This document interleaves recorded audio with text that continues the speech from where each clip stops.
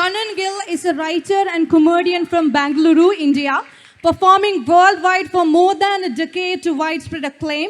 He has written several comedy specials and movies for television, OTTs, and film. His highly anticipated debut novel, Acts of God, releases in 2024. Miriam Joseph has more than 30 years of experience in the media. She started her career with the BBC and went on to become a broadcast journalist and documentary drama producer, working with companies like the BBC, Channel 4, PBS, the History Channel, etc. She moved back to India to work in fiction feature films and joined the Excel Entertainment. She helped design the syllabus and set up India's first ever film producing course at Satyajit Ray Film and Television Institute. It's my privilege to welcome our wonderful guest to begin the session. And I welcome each and every vibrant audience to our EZHUTHOLA venue powered by Xylem.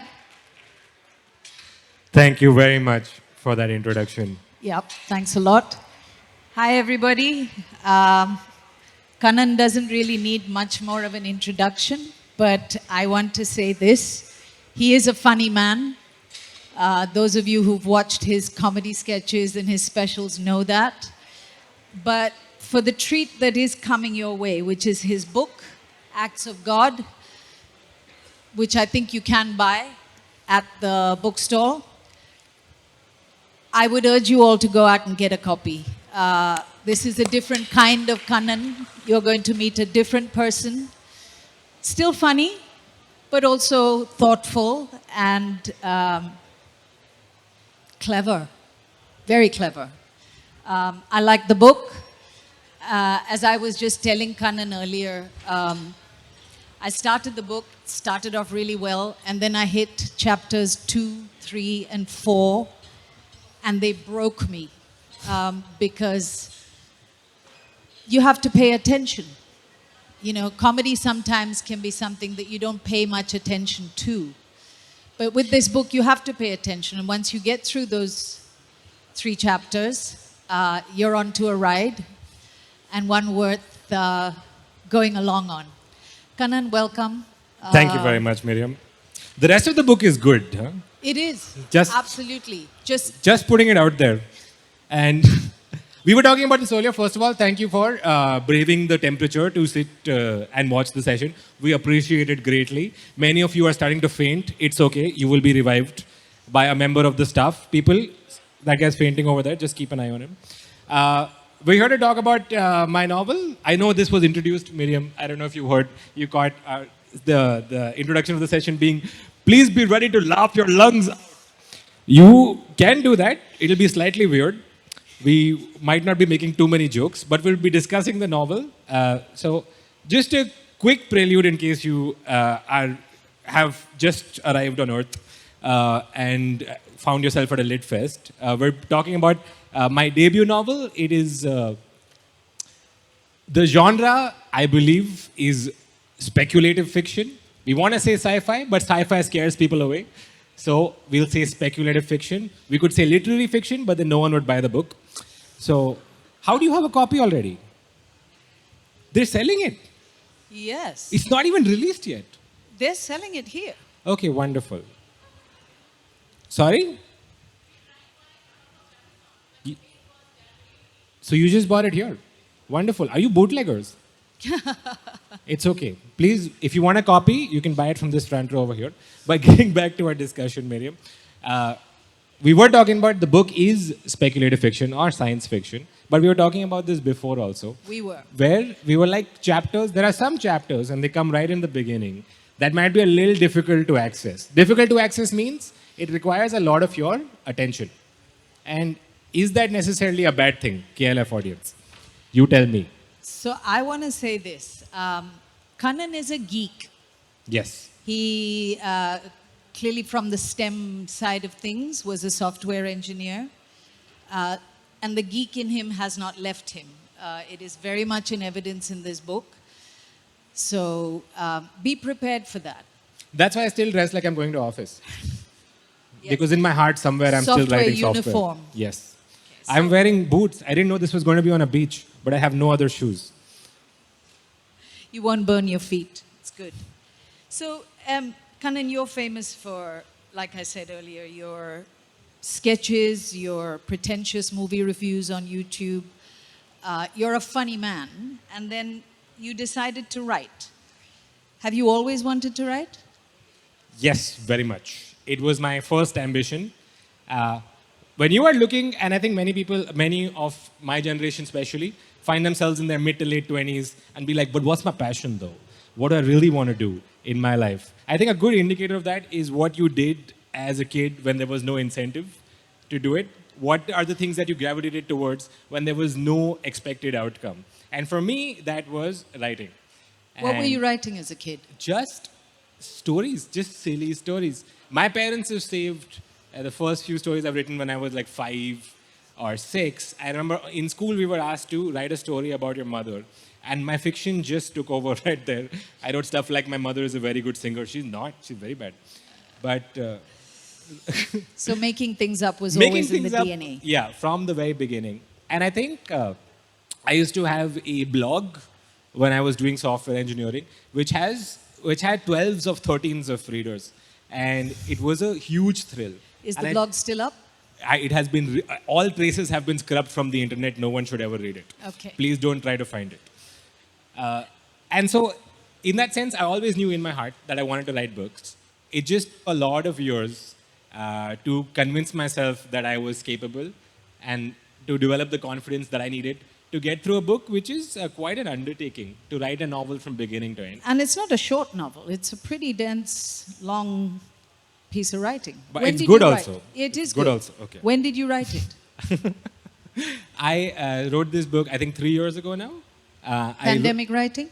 Sorry? Pandemic writing? Pandemic writing, yes. It's based on a short story I wrote in 2016. So what I did was, and I'm sure there are many people in the audience also who want to be writers. Yes? Who Yes. already are writers? Yes. Yes? Okay, well, clap if you want to be a writer at some point. And everyone else? Never. Okay, no chance. Okay.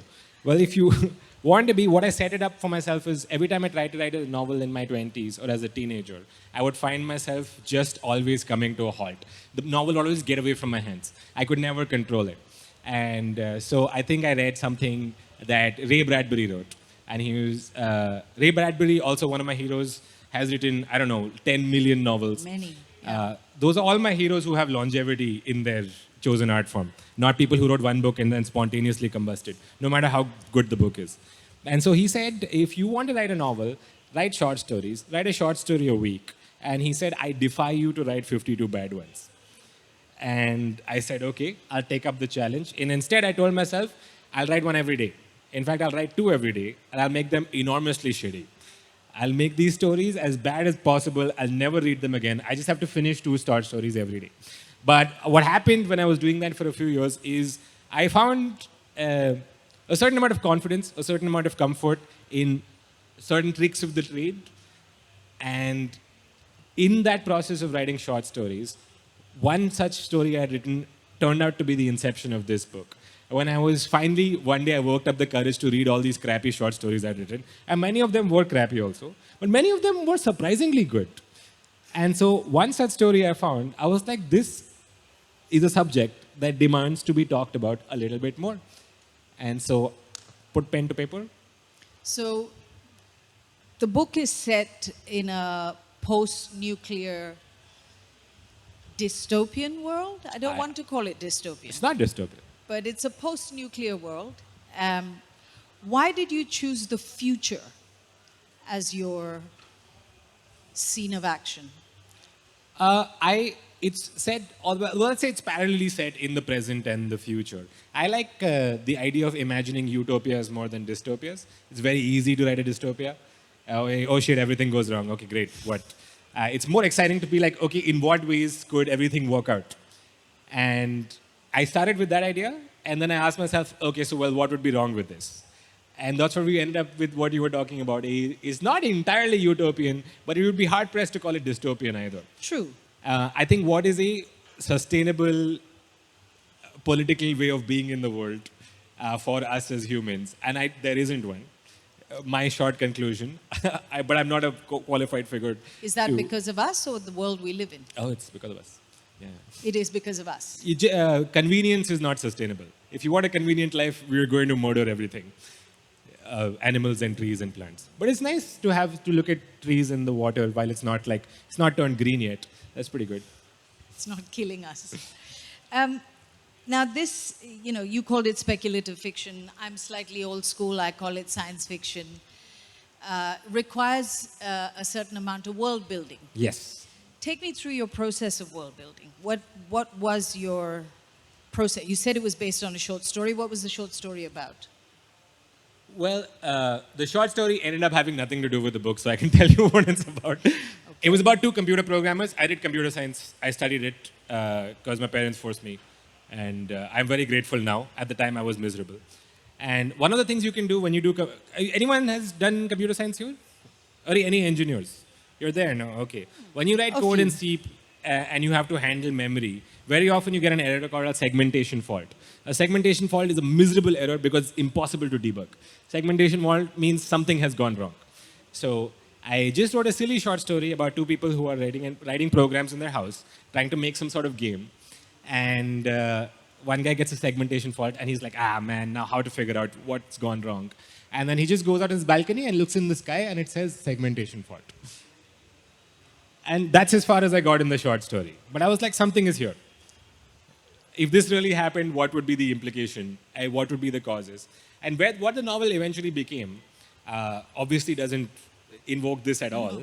But I think the idea of having an interplay with your abilities and the things you do, if you could affect the very nature of reality from inside and outside, what would that look like? Why would you do it? Are the questions I end up exploring in the novel. Why would you do it is a very exciting one.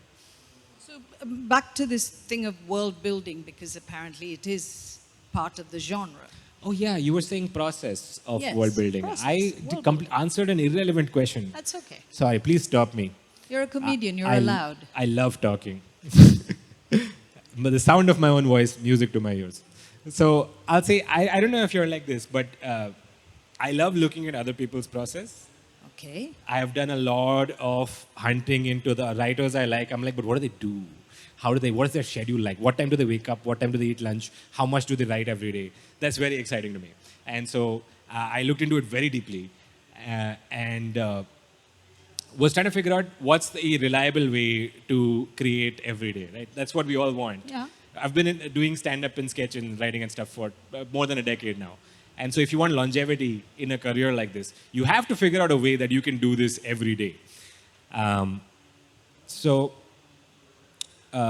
This is to world building. Stephen King's advice more than anyone else. Stephen King has a terrific book called On Writing,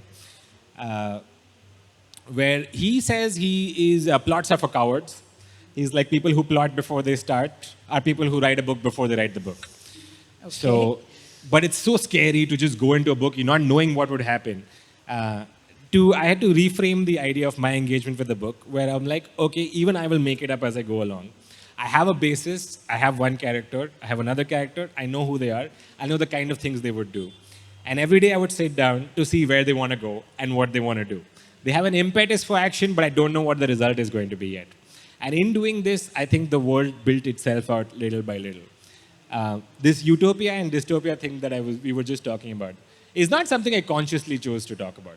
It's only what came out, and then now I have some distance from it, and I can evaluate and analyze what it is that I'm doing. But in the process, it's a immediate spontaneity, where I'm like, I guess this is what my subconscious ideas are. You may not have had a plot, but you must have had some framework that you were working to or within or without of, something that sort of held form. I just knew kind of what I wanted to happen, so I wanted it to be a battle of wits, okay? That's it. There's two characters, they have a battle of wits. And now, I'm putting myself in the shoes of either of the characters. Okay, so if you want to throw the other person off, what would you do? And one of the characters ended up being very stupid, so he has no wits. So, very easy to write for that guy. And yet he finds his way through all the trouble. He finds his way through all the trouble. So that's where it was a very exciting thing to figure out. And given just that small amount of framework, I think, is enough to work with. A battle of wits between creator and created, between God and mortal. Okay. So you get a sense of where we are at with this book. Your principal characters are Dr. K, Dr. Krishna, genius, category 3, cleverest man in the world, and private detective P. P. Manjunath from Bangalore, India. Correct. Yes. Not so clever. Very and stupid. yet is the man who confounds Dr. Krishna every time. Would you call Dr. Krishna an evil genius? It's what he becomes. He's not consciously an evil genius. There is a big preamble about. The book has a lot of preambles, okay? One of the preambles is about pain. And pain is a big theme in the novel. And so I would say it's easy to discard or discount people's actions as evil without knowing what they're operating from. And I really believe that all the things that we consider hurtful or evil are born from pain. And pain is what drives Dr. Krishna to be kind of a dick. So you start the book with what you call 1, storage instructions for the book, 2, Allergen warning. allergen warnings, and 3, a preface. Yes. Now, when you read the book, you'll understand why, when I read them, they read like disclaimers. Why would you put 3 disclaimers at the very top of your book? Can I read the storage instructions? I think it's fine to read a little bit from the book. Is that okay with everybody? Okay, fine. This is what got me to start writing this book. One day I was sitting in a cafe. This whole thing came to me, the whole thing together. And I was like, now I'm ready to write a book. Okay. So book starts with storage instructions for this book. Store this book in a cool, dry place. Alternatively, you could toss it into a hot, humid hell. String its pages on a clothesline or crack its spine over your knee if you feel violent. Punch this book in its book mouth. How could it say that? Hold this book by its jacket collar and demand more. Grab it by its feet and shake the hidden words out of its pocket. Or if you'd rather love, then love this book with all your might. Trace your fingertips over its jacket, literally, digitally, and spiritually. Take this book on a world tour, hurl it from a train window, spring its pages open like a flip book, and smell that strange book smell that comes from the salty mixture of ink and sweat and paper, the bouquet of a story.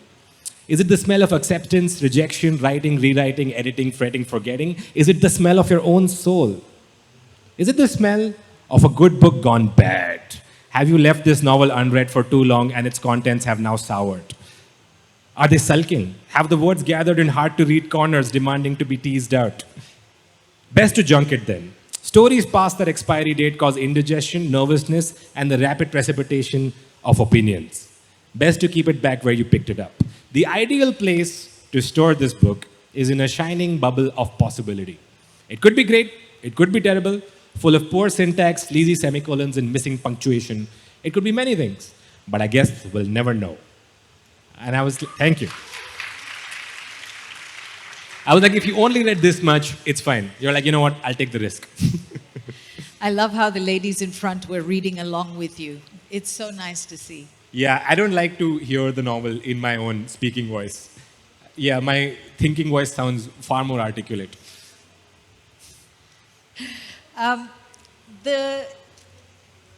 Like I said earlier, you're a geek, and there's a lot of sciencey stuff, for want of a better word, in there. How difficult was that to write, or were you, because I don't know any better, is it all just made up stuff, or is it kind of rooted in some kind of real science, or? Science adjacent. Science adjacent. Yeah. What does that mean? It means like it sounds scientific, it might not be. It's, okay. Like there are many ideas, you're like, this could work. Spoken like a true writer. Yeah, like why would, like someone reading this could be like, yeah, sure, I guess we could do that. No one's done it, and it might not be possible for a very obvious, rudimentary scientific reason. Yes. I don't know. So I'm fine, I'm free to write. I watch a lot of, apart from my technical education, I watch a lot and read a lot about physics, but not from any idea of understanding it. I read it like a fantasy story. They were like, Why oh, wow, would anybody do that? It's find it very interesting. I don't know, the people are like, particles do this. I'm like, do they? Wow. I'm not interested in doing an experiment to find out if they really do. I'm just excited by how, at its very core, the world is kind of strange. World is very strange. I will agree with you there. I mean, when I finished reading the book, the sense I walked away with was it's a meditation on the nature of our existence Yes. in this world. Good, bad, ugly, Medium. not so sure. Yeah. Now, I didn't particularly like either of your two protagonists. I didn't like Dr. Krishna and I didn't like P. Manjunath. Sure. And there were two characters that appealed to me. One was Natalia, also a genius, but category 1 or A? A. Category A. Feisty lady. And the other was the narrator of the book. Now, the narrator of this book is a small piece of a wall that Dr. Manjunath has created. One, why did you choose to have a narrator for the book? And two, why that narrator in particular? I, while writing the novel, found myself addressing the reader a lot. Parts of this I have taken out for being... Is that from really- being a comedian, a performer who deals directly with the audience? Just like, Miriam, if you can imagine, you're sitting down and it's like day 4 and you're like 7,000 words in. You're like, I have no fucking idea what's supposed to happen in this novel today. So I just start talking to the reader, which is at that point me. And I'm just literally telling myself like, it'll be okay, don't worry. A lot of those things I've taken out, a lot of them I've left in as well. And I found myself really enjoying the act of breaking the fourth wall in this respect, of knowing what the reader's emotions are at the moment, in many cases. And addressing them directly. And addressing them, Yeah. saying like, hey man, I know this is a very long chapter, it's okay. And when I find myself doing that, I was like, I can just leave that in as the form of the novel without explanation. But then this small wall emerged a few chapters in as a character, and like shockingly late into the writing of the book, I was like, oh, the wall is the narrator. Oh yeah. Oh shit. Okay, well, great then. So the wall is in the setting, in the world that the future is based in, the wall is basically a creative machine. It's an entire wall in his house. It has chromatophores. Chromatophores are the things that give octopuses their color. Octopi, octopods. All are welcome. Sciencey stuff. You see what I mean? So you can, it's actually cells that can turn any shape they want, and they do this driven out of fear. So if the octopus feels like that it's in danger, the cells will rearrange themselves to be part of their environment. And in the future, someone has figured out how to just put that on a wall. And the wall has a small unit that's responsible for generating the fear that causes the creation of this art. And a person owns that wall and is using it for their nefarious end. This small sentient piece of wall is a tortured artist, desperately tortured. The guy who owns it is mean. Everything else, everything it makes it sucks. He says, this is the rotting corpse. This is the chalk outline around the rotting corpse of art. Stuff like that. Really mean, horrible stuff. And in the course of the novel, the wall gets freed, both from its literal physical prison, but also from its creative prison, because it's born from being criticized by the guy who owns it. So this is how it thinks. It's very miserable, it's very tortured, and it thinks 10 times before it makes anything. And everything it makes, it thinks it's no good. And what happens to the wall in the novel is what happened to me before I wrote the novel. Where Explain. I felt free for the first time from everything I do, and I love doing stand-up, but it comes with a lot of constraints. You have to communicate ideas in the simplest way possible to people watching. You have to hold their attention with your energy, and you can't use any complex language. Any word that kind of dings off the head ruins the joke. And so I like those constraints because it makes you process ideas in a very different way and get to sometimes very funny, weird summarizations about the nature of existence that you wouldn't have got to otherwise. But now with this, when you write long form, there are no rules. And when that really sunk in for me, I was like, I can do anything. And so I will. So you were telling the truth when you said the novel kind of wrote itself slowly, because if you came by the wall becoming your narrator only through the process. Yeah, and I can see realized that. like, oh, I am the wall actually. In many respects, I'm a little bit of me as every character, most strongly the wall, the narrator of the novel. Just like a miserable, small, annoying, complaining, irritating. So you see, while he does this, miserable, annoying, complaining, all of those things, the way Kanan uses words and language in the book is interesting because he, I would say, puts a very serious emphasis on describing a situation or a person in as many different ways as possible, which if you're a lover of words is really interesting. Oh, by the way, he also does it funny. So if you're a lover of his comedy, you come Book is away good, with guys. that Yeah. in the book.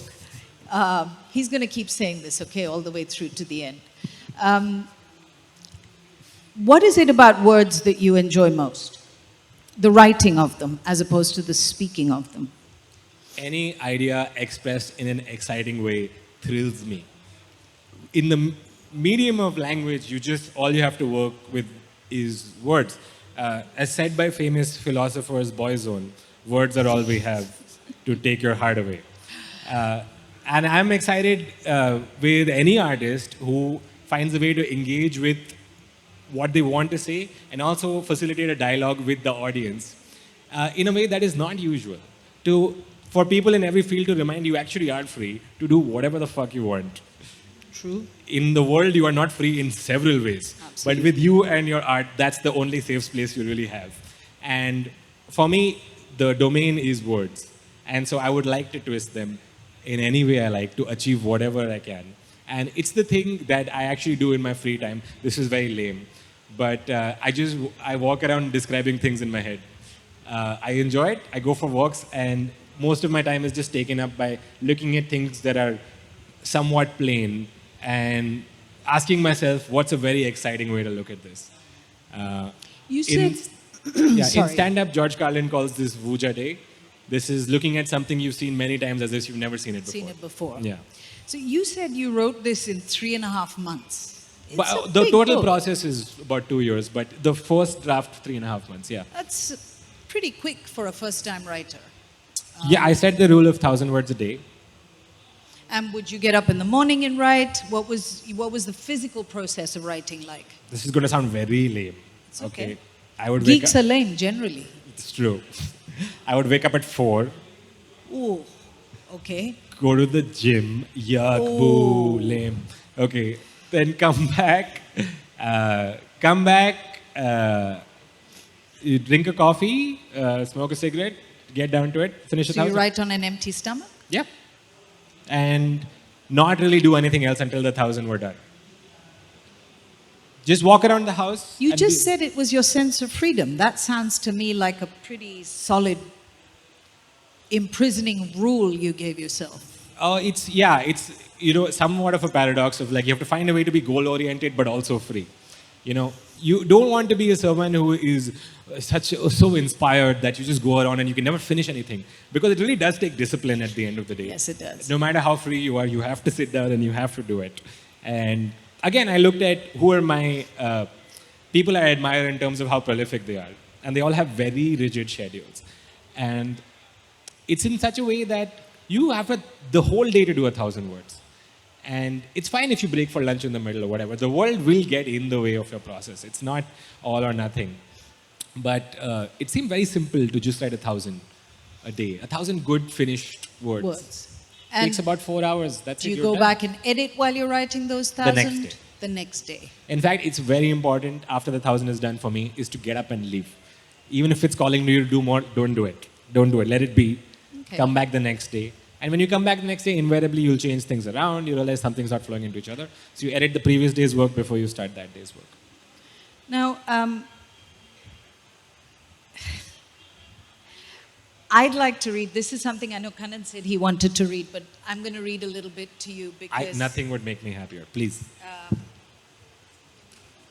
he's already spoken about this, but if I can just find it. Where are we? Chapter 2? Sorry, give me a moment. Old hands. Okay. Dr. Krishna, Genius Category 3, has announced his decision to step down as global convener of the Scientific Institute. He will still be present in the capacity of research scientist. The Institute has no further comment to make about this, so stop asking. Amongst other things, this story is about pain. Most things are about pain, but it can be hard to tell. Despite its dominant role in global politics, pain keeps its name out of the papers. Pain is the shadow cabal that controls the world. Pain is the axle grease for Earth's rotation. Pain is the pendulum and the bong of the doomsday clock. Tick-tock. Unlikely headline. Leader advocates increasing military spend because he is in pain. The establishment of the no pain, no gain orthodoxy ensured the integration of pain into the capitalist chic, whereas some other economic structures just ended up with no gain and only pain. Economists, by the way, he's doing sign language, just so you all, in case you mistook it for something. Economists will tell you this anomaly is gain's own fault, and sociologists will tell you that they are in pain. In this insidious way, pain writes itself into our lives as a necessity, as a backlight through which we see our own outline. Pain shows us our shape, and pain defines us and our extremities, how much you can take and how much you will give. So far, this chapter is a pain. That's all I'm going to read. But this book goes on in this vein. It is funny, cleverly so, but it is also thought-provoking and thoughtful, which I'm not going to say was a surprise to me, but I was interested because it came from somebody who does comedy, and the kind of comedy you do is accessible, like you said. It's not sort of highbrow comedy. Wow. But this, it isn't. Well, I thought it was. Be honest. Did you? Really? I'll go Maybe back and I'm have... just old. But Going this straight is... to the bar after this. Oh, please, don't be hurt. This is, it is, I don't know why I'm saying this because I don't know the guy personally, but it is more thoughtful than I imagined the guy would be in real life. So it was a pleasant surprise. I was used to Kanan from watching his pretentious movie reviews, which were hilarious, and his sketch shows, which I really like because they appeal to my slightly twisted sense of humor. This is, thoughtful is the only word I can use. Did you imagine that that's the kind of writing you would do? No. I realized in the course of writing this novel, I've written one before, it's not out, it still needs work, but I realized in the writing of this novel that I really have minimal control of what the thing is going to be about. All I can serve as is like a conduit for the transmission of the idea, rather than saying, there's no place to stand, Miriam, to have an idea. You can't have ideas about this now. Okay. Whatever comes, they comes. bubble up. Also, yeah. And where did the idea to have an idea about this come from? You know what I mean? I would much rather take a bad seat and invite whatever's happening to come. In which sense, this book is full of things that I guess I was going through at the time. And I love for that to be crystallized in the moment. Like, that's what was happening to me then. These are the things that were important to me. These are the characters, these poor characters, processing the emotions that I won't allow myself to. Thinking that, personally, I was like, oh, I am inhibited and not vulnerable in these ways. So but writing was therapy for you? Very much. And again, it's not a conscious decision to make characters do this. But it works out that way. Only in retrospect, I'm like, oh, fuck. So this is what was happening to me, and this is what was happening to the characters. These poor characters, as a result, through no fault of their own, are made to deal with my problems. Beautifully so. You said you've already written a book. Yes. In fact, you said earlier you've written 2. Yes. Is this a transition in career, or is this a parallel career to your comedy? Like, where do you see this going? I think it's coming home to who I was always supposed to be, in whatever way it's possible. As we all know, writing books, very lucrative. A lot of money, right, in books. Pure cash. Not. Yeah. So, I've been doing stand-up for more than a decade, and I love it. I get a little worn out by how much traveling I have to do. And I find it very exciting more and more as time goes on to be able to create in this different way from my house.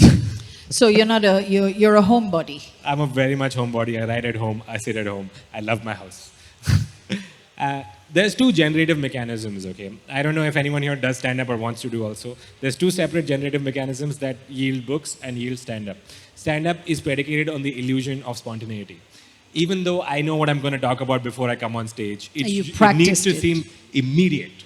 And when I started stand-up, I used to write it in my house, memorize it, and then go on stage. But as comedians will very quickly realize, that creates one distance between you and the audience. The inception of the joke also has to be on stage. Will the owner of KL 432... Okay. Your car is in the ocean. Your fault only, I feel. Yeah, sorry. So just to cut it short, the mechanism that creates stand-up is on stage. It's immediate. And honestly, it's a different circuit than what produces the written word. And as comedians go on in their life, you know not to make the mistake. Say your comedy on stage first. Let the joke become a joke on stage. Now, because of that, stand-up is very high risk, high reward. You fail on stage repeatedly. So you are good, you but get isn't that how you sharpen your craft, right? Yeah. You say a joke once, it doesn't hit, and then you try it again a different way, and then it hits, and then you sharpen it, right? Exactly. And so Anything high risk, similar high to the way reward. you write or not? I do work on the things I do, but it's a private experience. Stand-up, high risk, high reward, immediate adulation, immediate humiliation. Okay? With this, I can delete every word that wasn't good. Nobody has to know that I made this. So I want to know why everybody doesn't write. It's amazing. But the downside of that, if there is a flip side, is you don't get to know what people think for years. 3 years I've been sitting with this novel. Many things I wrote about it have come to pass. Indeed. Which is very frustrating for me. Because it could have been prescient, now it's timely, whatever. But because I'm so far removed from the process of writing this book now, it doesn't matter to me very much whether you love it or hate it. I would just like for you to give it a chance. So Power through it. You're far from the process of writing it, but part of the process of books is the publishing of it. Yeah. And it coming out to the audience. What do you hope for this? Millions of dollars. Apart from the money, which probably won't come. Acceptance into this world. Okay. Into the world of writing and writers? Yeah. Why is acceptance so important? And is that why you have so many disclaimers up top? Possibly. Acceptance has been important from my life. Normal people don't do stand-up comedy. That's true. Emotionally well, mentally adjusted people are not in the arts. They have millions of dollars.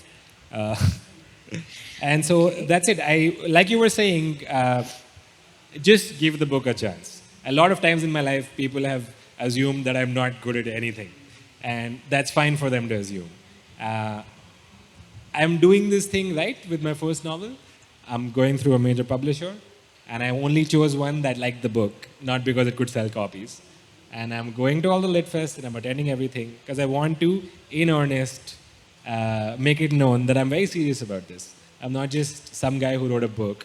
I care about the craft. I care about what I'm doing. I take it very seriously. And it's a big passion of mine. So even if no one reads it, guess what? More books are coming. So, Yeah. is this the genre you wish to continue writing in? No. What other other two books are genres two are you different interested genres. in? One is comedy horror. That's already Comedy horror. Comedy horror. Okay. And one is a fantasy, epic fantasy. Very big, very All long. kind Writing of it for years. In the same world-ish, though. Or correct me if I'm wrong. So the fantasy, horror, Make-believe. science fiction. Some escape. Okay. Yeah. The world is very bad in several ways. Really? And very exciting in many ways also.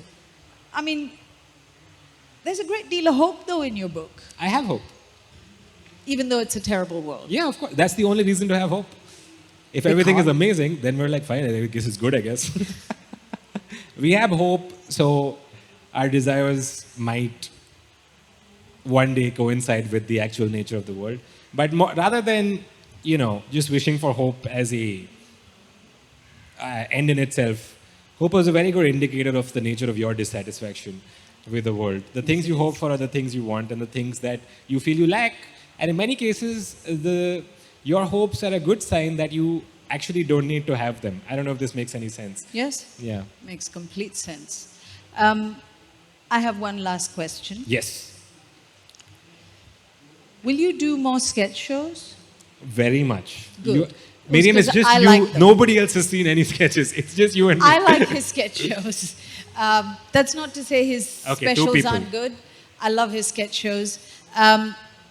You have a sketch I watched on one of you, I think it was called Sketchy Behaviors, where the two of you were playing, doing a sketch, Yeah. and then stopping the sketch, and then doing the sketch, which is very funny. When you write Yes. with other people, Yeah. now this is a solitary exercise.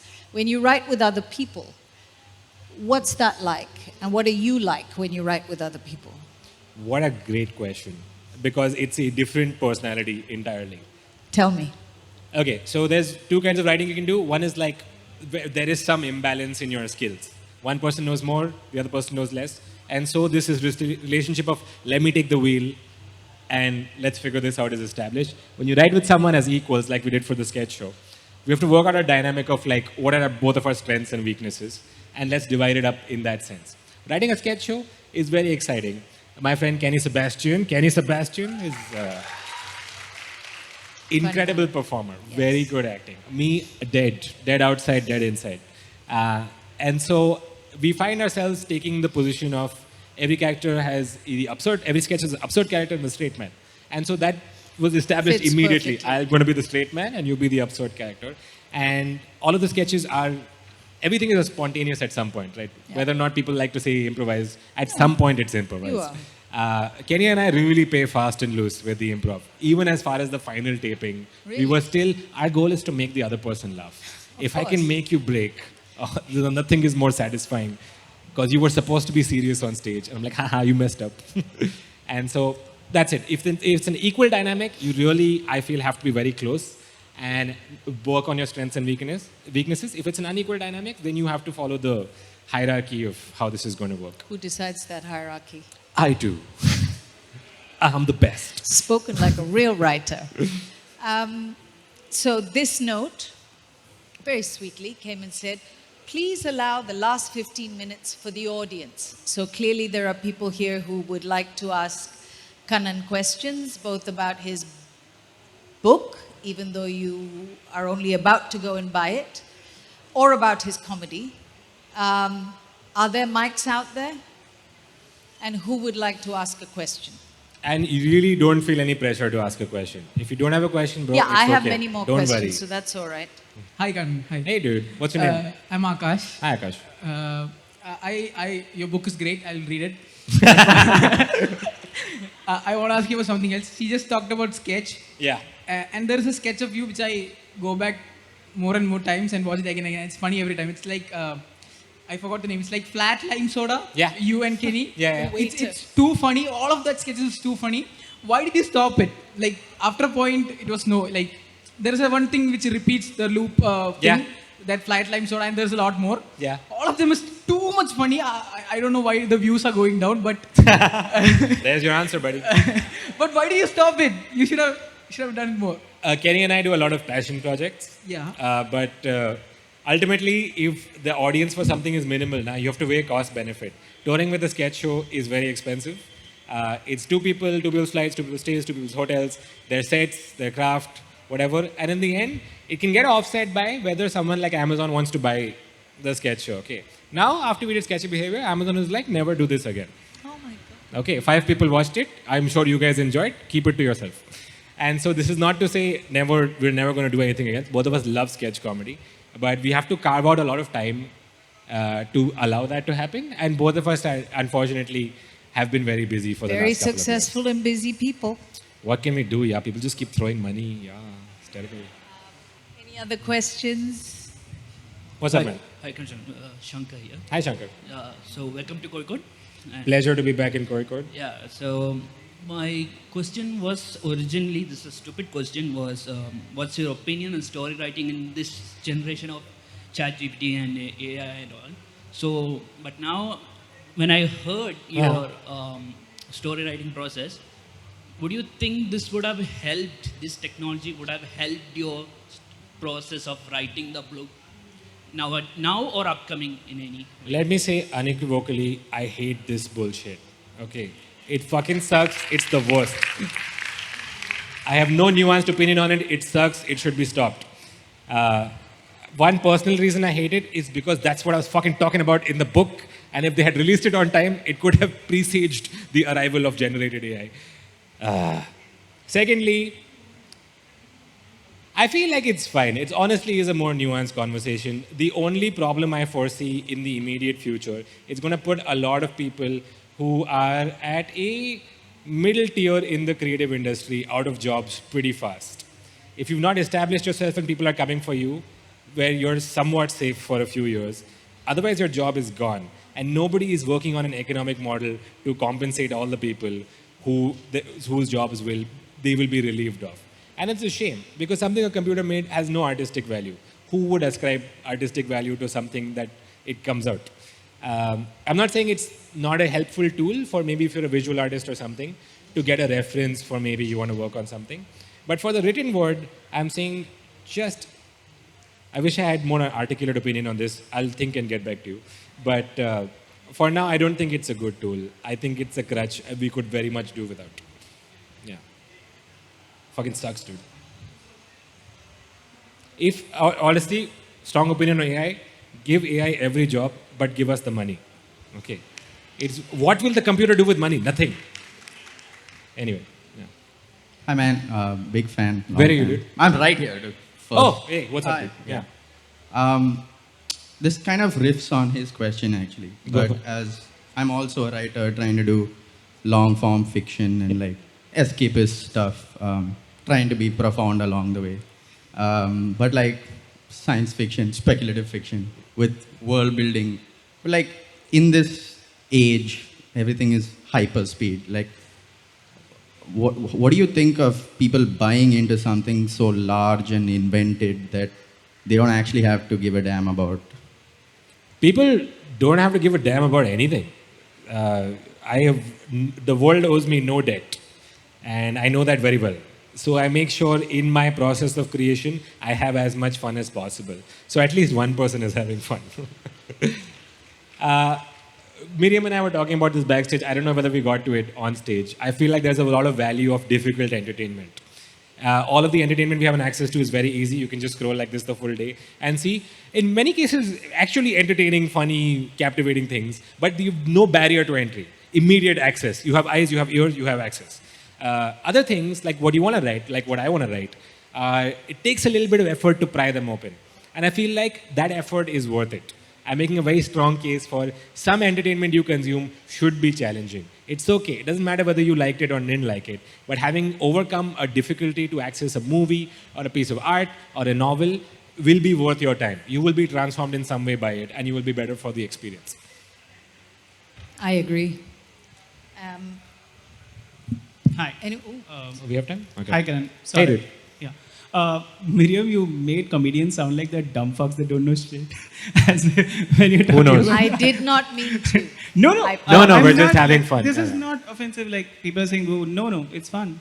My question to you, Kanan, is that we were discussing about like Miriam asked this question that how did this work out when you write a piece collectively. But I wanted to know about the process, which is very much a co-creation when the novel writes itself, and there's this person, the narrator, who's also force-feeding ideas there as well. You tend to have a sense of control of the narrative, and also there is a parallel novel, which, as Miriam pointed out, writes itself. So I wanted to talk about that process, that space of co-creation. How do you navigate this? Was it clear?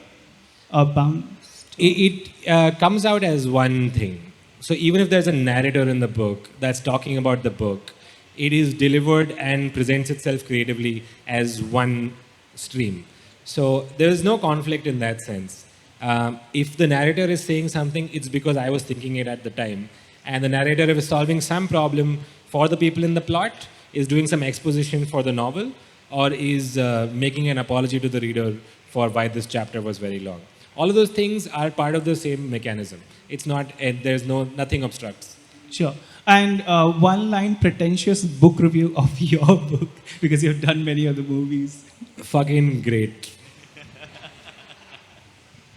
Go buy the book. It's Go available in buy the it, bookstore. buy 10 copies, throw 9, keep 1.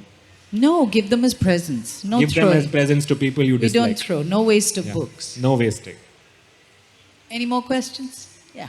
Hi, Kanan. Hi. Miriam. Hi. So when she read that part about pain, Yeah. I was like, now I got to read this book. This is the thing that, that's, Yes, that's the okay. one part that has, what, it's like the straw that broke the camel's back. But so my question is, why pain? Maybe I just want to hear some more about pain from you. Why that one specific emotion? Wow, great question. In this pain preamble, it's a little longer than what Miriam read. Yeah, I didn't read the whole thing. There's more for you to enjoy. It was part of the second draft.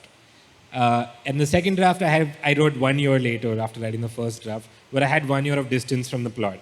And I went back and read it. And initially, this preamble was about grace. It was about a fall from grace. And only when I reread my own fucking novel, I realized this is about pain. This book is about pain. These characters are in pain. I don't know what this means for me personally. I guess this was something I was going through at the time.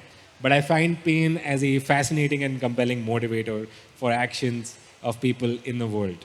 Every action is, you can explain away most inexplicable, absurd actions that people take in terms of pain avoiding or love seeking. This is what I believe. And there's a lot of pain avoidance in the book. Yeah.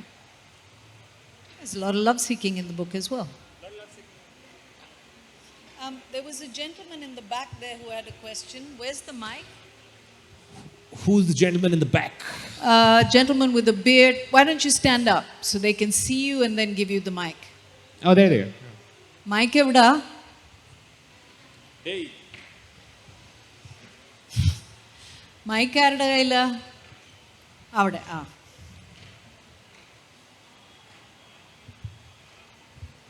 Hi, Kanan. First of all, I love pretentious movie reviews. I watched only one. I searched for more, and I realized that there are only like 4 or 5 videos. We got copyright strikes. They've been removed by the movie owners. Okay, congratulations. Thank you. Yeah. So one thing, when you spoke about epic fantasy, I have not read your book, and I'm very curious to read. Your book. But when you spoke about epic fantasy, Yeah. I'm into that stuff. Oh, awesome. Yeah, Like so- what Brandon Sanderson would you like?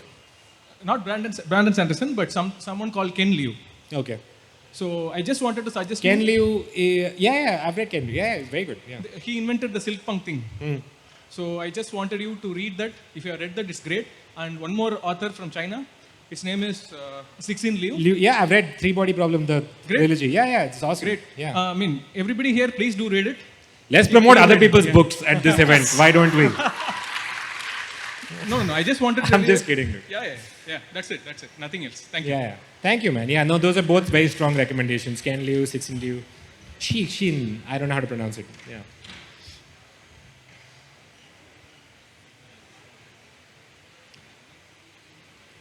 Guys, there's a timer in front of Hello. us. Yes. Hi, here. Right. Hey, so, what's up? I had the mic and then she had to go there and give him the mic. No problem, man. So, basically, you mentioned that in the book that the things that you write are essentially things that you were going through. In retrospect, you realize that, yes? Yeah. Yeah. So, I don't write a lot, but what I do write, I don't publish or like post it anywhere because I'm actually afraid that it might show what I am to random people, right? Yeah. So, do you ever have that fear where, like, you have written down a book that could potentially be millions of dollars? Who knows, right? So, I am asking, like, are you ever afraid that it might show people of, like, who you are in reality, that fears and stuff? What a great question, dude. Okay, to be honest, I'll address your question. It's saying one thing is you're way more transparent than you think. This is true for everyone. That over the years, the way I was like, well, nobody knows Actually, I felt bad that day. Nobody knew, everybody knew. You exist in a way that other people also do. You're once removed from the person you present to the world, but the removal is completely transparent. So, whether or not you choose to, your actions and the things you do and the things you say are betraying your reality to the world. When you feel compelled to write something, it could be for any reason, mostly that the idea is exciting. And so you don't have to overanalyze the idea, just put it out down there. Very often, if you decide not to put it out, that's fine. You don't have to put everything out. It's okay, it's for you. But it's so exciting to even see for yourself who you really are. That's really the more captivating part of it for me, is even I want to see what's going on. There's more that runs beneath the surface. There's a lot of stuff that I thought that only after now 2 years of distance, 3 years of distance from the novel, I'd be like, oh, okay, this is what that's about. If you write epic science fiction, maybe luckily no one will trace this misery back to you. But on the off chance that you do, I think it's worth the risk, dude. The reward is far greater. Yeah, self-realization, very good. Some people be like, oh, you weird or what? Yes, you are. Everyone is. Yeah. Sure, go ahead. Hi, Kanan. What's up, dude? Congrats on the book. Thank you. You have talked passionately about the process that you went through, writing a book, bringing it out. We all know that stand-up comedy is your forte. Last month you had a movie coming out. So my question could be irrelevant, is how do you manage to navigate through all of this, heavily invested in 3 different domains personally?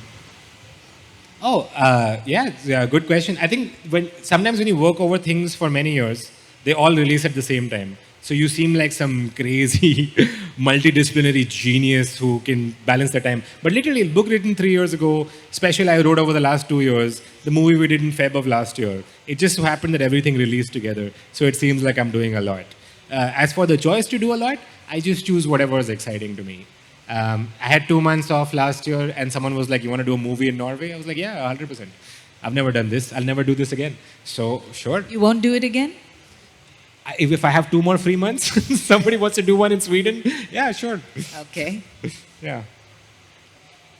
Okay, I think I'm getting, not threatening, but smiling signals like this from the table. Thank you, Kanan. Thank you, Miriam. This was wonderful. Good luck with the book. I urge you all to go and get a copy. They're available in the bookstore, which is somewhere in that direction. Read it. Don't expect to get simple comedy. It is more than that. And thank you all for being here and braving the heat. Thanks. Thank you for your time. Bye-bye. Thank you so much, speakers, for a magnificent session.